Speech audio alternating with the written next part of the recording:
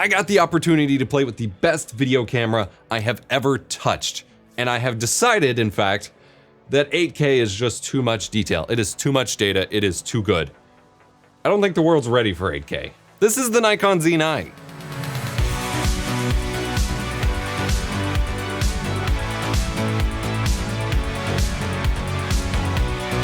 Watch this video ad-free on my own video streaming site Nebula and support my upcoming documentary series Print Screen at the link below. For context, in 2018, I paid $6,000 for my first cinema camera to do my work, the Ursa Mini Pro 4.6K from Blackmagic Design. It does 4.6K 60 frames per second, video in RAW and ProRes. It's a Super 35mm sensor.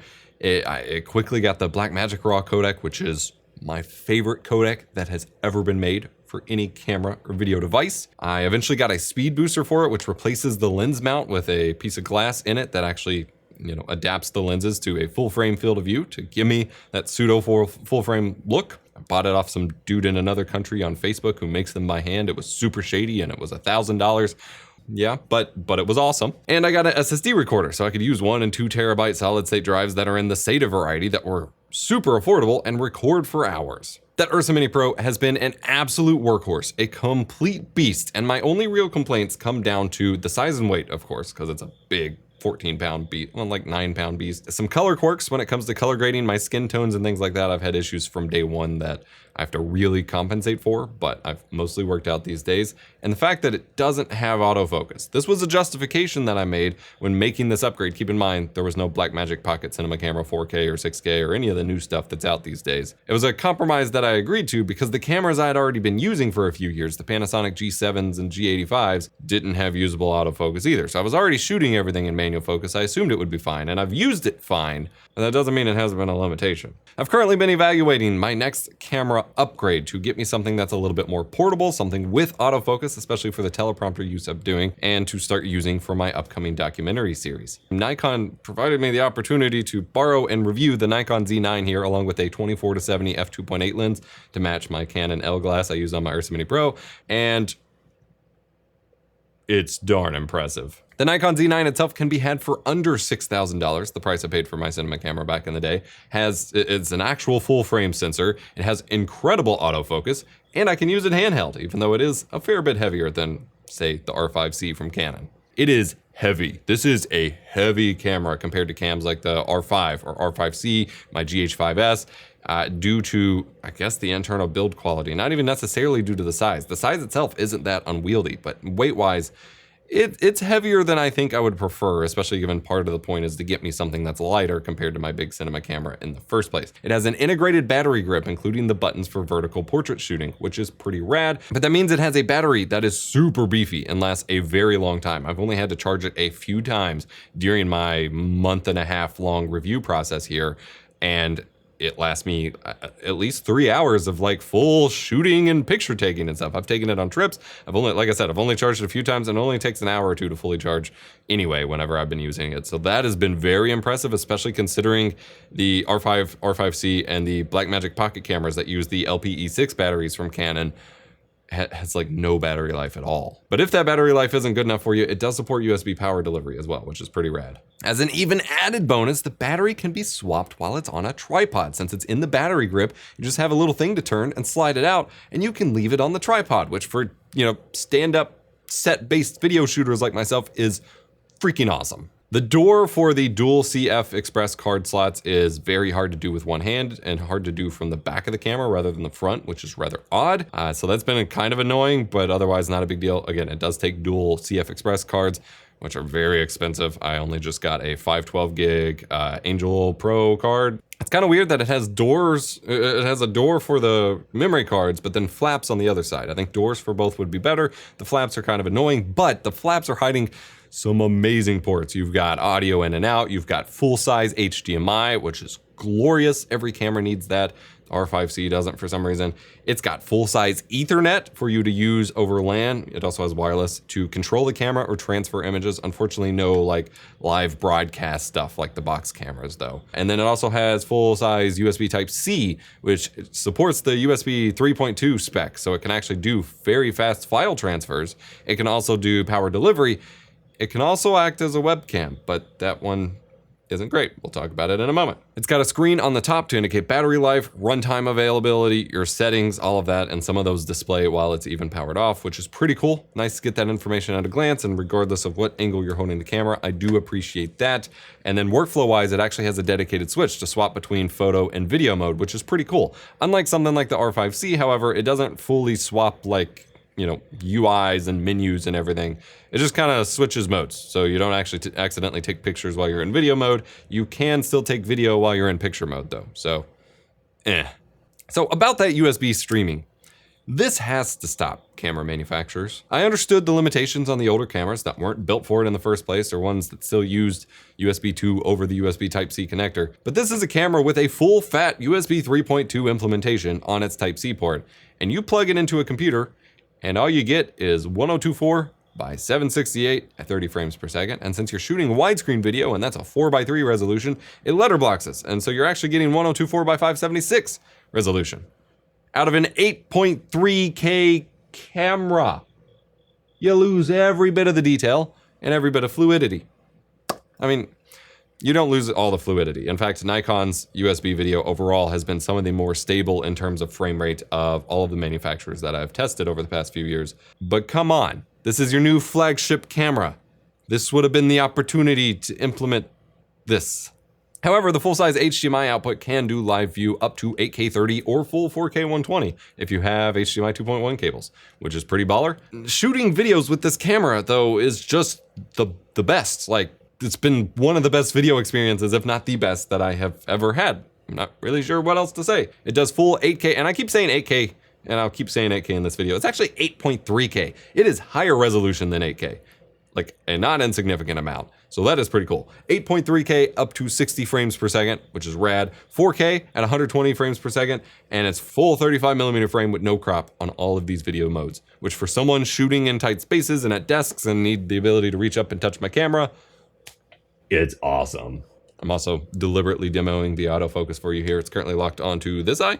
Codec-wise, this did not support everything when it launched in January, but it currently now supports 12-bit in RAW, which is their Nikon RAW format. We'll talk about that in a minute. 12-bit ProRes RAW, 10-bit ProRes, 10-bit H.265, and then if you just need like really scrappy video that is a waste on this camera, you can do 8-bit H.265 and H.264.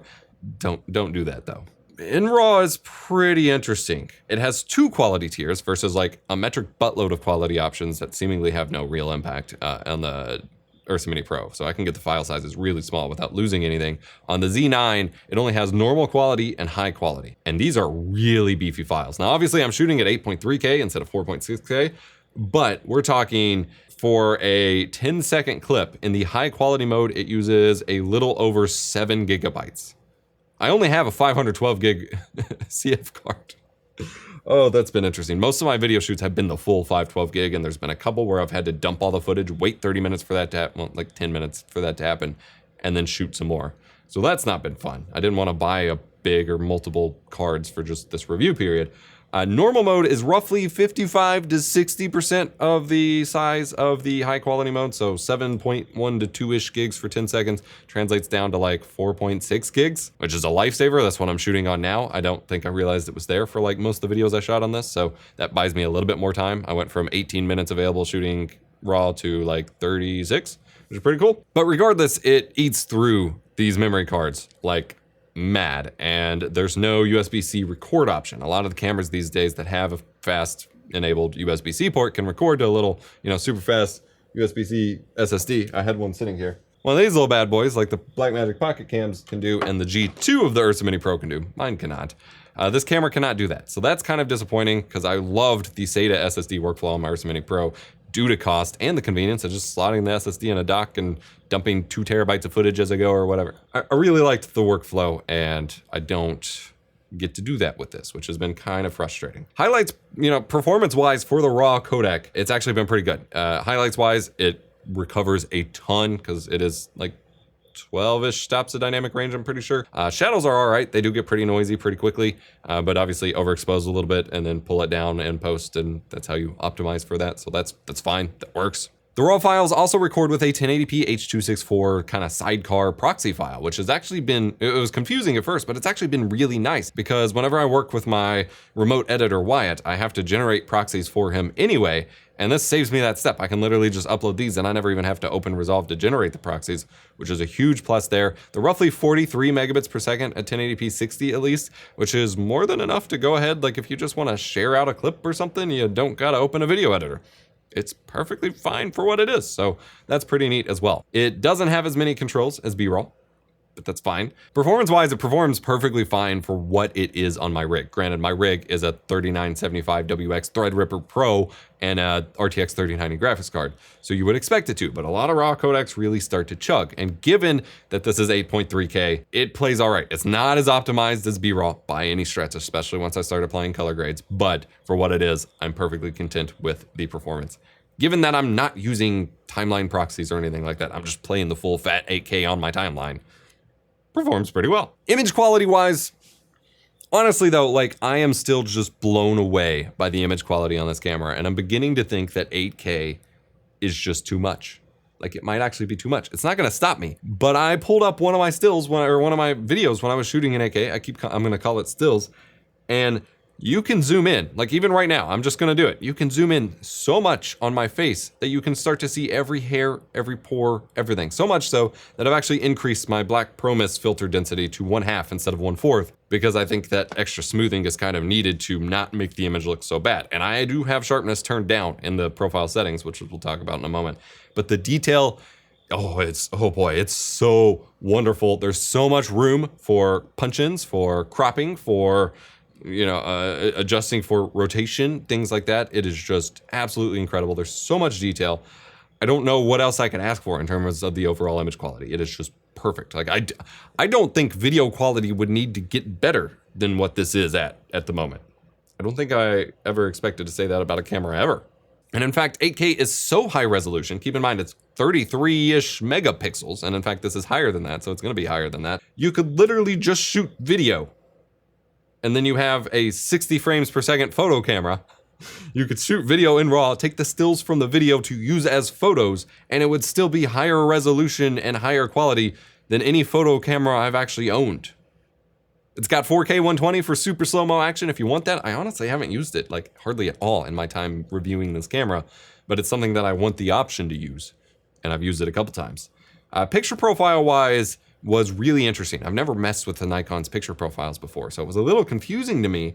The overall setup is actually fairly simple, especially compared to something like Sony, where you have some pretty basic controls, but there are online tools where you can select your base picture profile and then customize so many granular details from there and then like download them to your memory card. So that's pretty rad. I haven't seen that for the other companies. I was originally shooting with the neutral profile and sharpness turned down, saturation turned down, and so on, but I've moved to the flat profile because I've heard that that's a little more log-like or neutral to use, ironically. So I've started using that, sharpness turned all the way down, and saturation and contrast turned down a bit. Hopefully the color in this video turns out good. Obviously it's a full frame sensor, so it has plenty of sensor size to take in light and things like that, so low light performance is pretty awesome, which means you can keep ISO down to reduce in-video noise, and you can keep your lights down. I'm shooting with an Aputure Nova, which is massive, but bright, but I only have it at what? At 46%, which is a little lower than I typically use for my Ursa. So that's pretty rad. I'm at f2.8 and ISO is all the way at the bottom that it supports for video, which is 100. Obviously, one of the features that I was looking forward to the most was the autofocus. And the autofocus on this thing is rock solid for the most part. I did have some issues. So right now it is using subject detection autofocus. It has found my eyes, so it will switch between them based on what it thinks it needs to. And then I can sit here and test it all day. And it's quick, it's responsive, it feels natural for the most part in terms of the quickness of it, which is great. And for the most part, it doesn't lose me, which I love. It has subject detection for people, for animals, and for vehicles. It has eye detection on animals as well, which is pretty interesting. It also has an auto mode for switching between the subjects just on its own. Its performance is great in normal lighting scenarios, and even if you overexpose it to where you're just like blasting someone with the sun, it still performs great there. In the dark, it starts to have issues with autofocus, and that's where it starts to bug me a little bit because it does have some issues. And I did have an issue in a busier scene. I know this looks like a plenty busy scene. This isn't busy compared to what I was shooting, but in a very wide shot with a busy scene, I'll show it on screen here. I had an issue where it would switch, you know, it was switching throughout the shoot between face detect on my face and eyes once it picked those up. But every once in a while, because it was like a product video, I'd look down and it would lose my eyes, and then it would pulse to the background, and then it'd have to catch my face and catch up. I don't have these issues in more subject isolated scenarios like this, where you have enough depth of, you know, have little enough depth of field, you know, a shallow depth of field where it can really find your subject. It's not really an issue. But in those wide shot, busy backgrounds with a deep depth of field, does every once in a while hiccup, which was interesting to watch. Photos are nice as well, honestly kind of mind-boggling, so much so that I made an entire dedicated video over on my more artsy channel, Analog Dreams, where I focus on more of the art side of things instead of video production and live streaming. But as a brief overview, it does 45.7 megapixel photos, which is incredibly high resolution. A little bit more so than the native 8K. Comes out to 8280 by 5520. It's super crisp, super clean.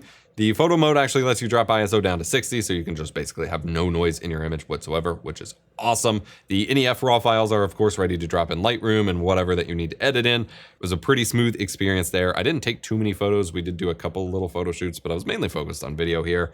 But it has so much resolution and data that I was able to, well, look at this photo of a butterfly. Pretty great, right? I mean, you might be thinking that it's just a decent macro shot, but here's the actual photo. It wasn't a macro shot. I don't even have a macro lens to try on this camera, and it's just so much detail, and it's so high res, you can just punch in like 500 times and still have a printable image that looks great.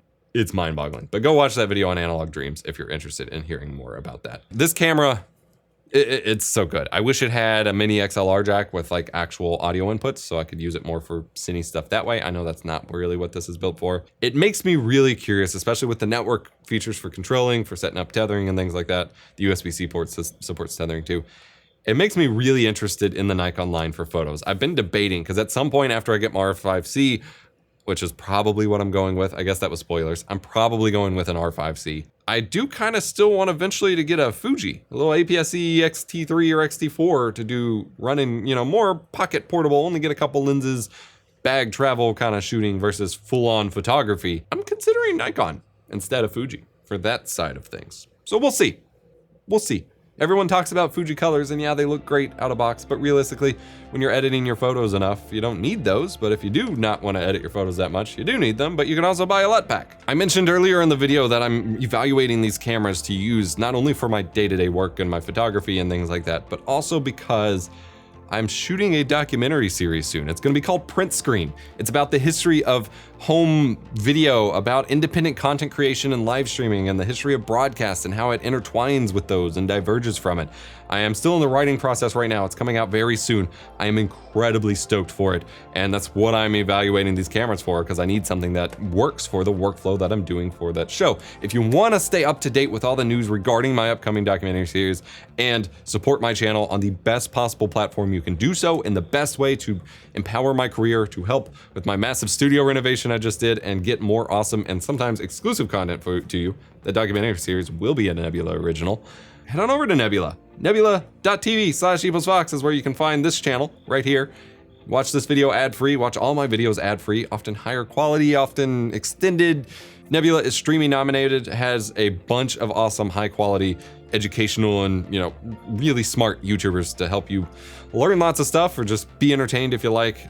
Videos are great there, and you're supporting a really awesome group of content creators like myself and empowering our careers. Really, Nebula is just the best way to support us right now. And you can go watch things like Patrick Willems just made a whole movie on Nebula. And now he has a whole Nebula class if you upgrade to the Nebula classes tier about making that movie. It's pretty rad, has tons of content coming out every day. And yeah, just go check it out. Nebula rules. I don't know, but this camera is incredible. I kind of wish I got to hang on to it longer, but it has been an absolute blast playing with it. Is 8K too much? I don't know. I think it might be, but that can be up to you to decide, I guess, because you're watching this potentially in 8K. Hope you enjoyed this video. If you did, hit the like button. Remember to be kind, rewind. It's been too long since I've made videos. The studio's almost done. It's gonna be amazing.